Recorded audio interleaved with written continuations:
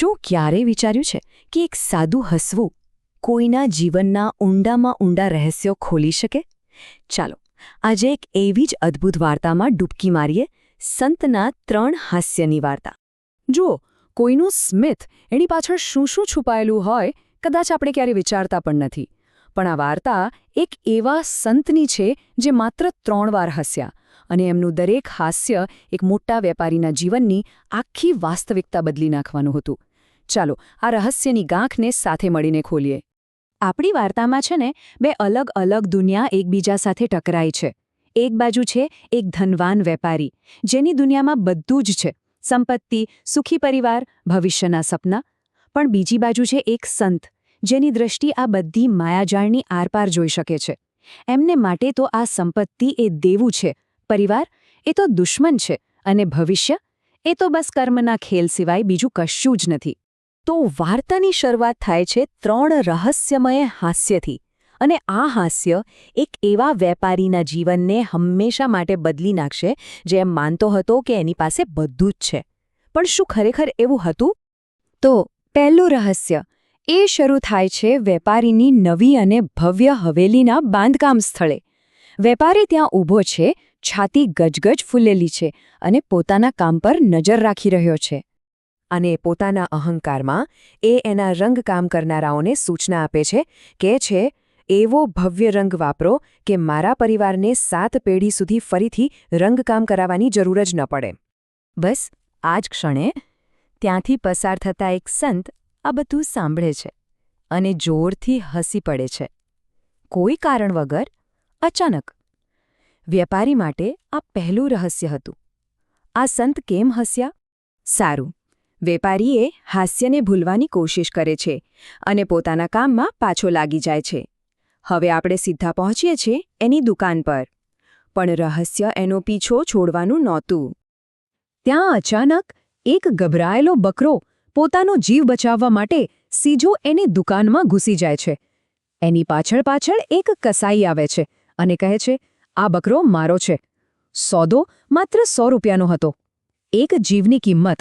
પણ એ વ્યાપારી માટે પૈસા જીવ કરતાં પણ વધુ કિંમતી હતા. એણે સોદાબાજી કરી અને આખરે એ બકરાને મોતને હવાલે કરી દીધો. અને જેવી આ ઘટના બની એ જ ક્ષણે પેલા સંત ફરી ત્યાંથી પસાર થાય છે. આ બધું જુએ છે અને ફરી એકવાર ખડખડાટ હસી પડે છે. આ બીજું હાસ્ય વેપારીના મનમાં હવે શંકાના ઊંડા બીજ રોપી દે છે. હવે 2 રહસ્યમય હાસ્યથી વેપારી એકદમ પરેશાન છે. એ પોતાના ઘરે શાંતિ શોધવા જાય છે. ત્યાં એ પોતાના વહાલા દીકરા લાલો સાથે બેઠો છે. એનો દીકરો એના જીવનનો સૌથી મોટો ખજાનો. બધું શાંતિથી ચાલી રહ્યું છે અને અચાનક એકદમ આઘાતજનક ઘટના બને છે. એનો નાનો દીકરો લાલો સીધો જ એના પિતાની ભોજનની થાળીમાં પેશાબ કરી દે છે. પણ જરા વેપારીની પ્રતિક્રિયા તો જુઓ. એ ગુસ્સે થવાને બદલે શું કહે છે? અરે, આ તો મારા પોતાના બાળકનો પ્રસાદ છે.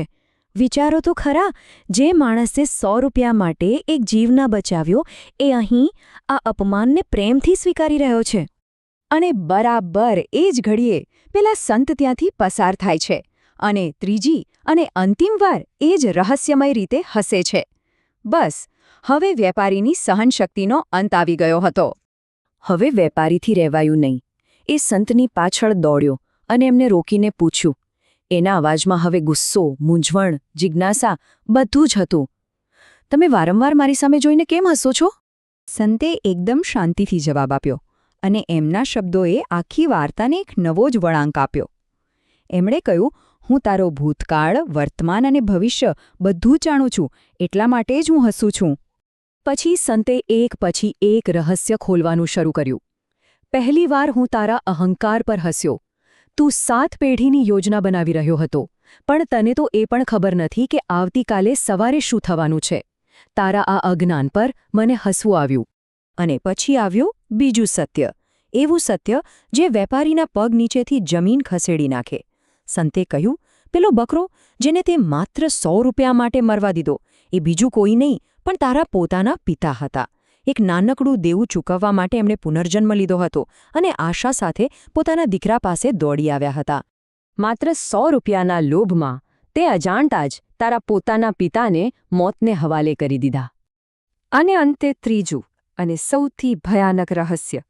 સંતે કહ્યું, અને આ તારો વહાલો દીકરો લાલો, જેને તું જીવથી પણ વધારે ચાહે છે, એ વાસ્તવમાં તારો ગયા જન્મનો શત્રુ છે. એ તારી પાસે પોતાનો બદલો લેવા માટે જન્મ્યો છે. સંતે પછી આખી વાત કરી કે કેવી રીતે 10 વર્ષ પહેલાં વેપારીએ વેપારમાંથી પાછા ફરીને પોતાની પત્ની સાથે એક માણસને જોયો અને ગુસ્સામાં તેની હત્યા કરી નાખી. એને લાગ્યું કે રહસ્ય દટાઈ ગયું. પણ કર્મ કશું ભૂલતું નથી. એ જાતમાં હવે બદલો લેવા એના પોતાના દીકરા તરીકે પાછો ફર્યો છે અને એક દિવસ એ જ તને મારી નાખશે. વિચારો, જે દુશ્મન તારો જીવ લેવા આવ્યો છે, એના પેશાબને તે પ્રેમથી પ્રસાદ માનીને સ્વીકાર્યો. આનાથી મોટી વિડંબણા શું હોઈ શકે? આ ત્રણેય સત્યો જાણ્યા પછી વેપારીનું જીવન, એની દુનિયા બધું જ વિખેરાઈ ગયું. પણ આ વાર્તા ખાલી એક વેપારીની નથી. આ વાર્તા આપણને બધાને એક અરીસો બતાવે છે અને પૂછે છે, આપણે જેને આપણા કહીએ છીએ, જેને સંબંધો કહીએ છીએ, એની અસલિયત શું છે? અને અંતે સંતના શબ્દો ગુંજી ઉઠે છે, કોણ પિતા, કોણ પુત્ર?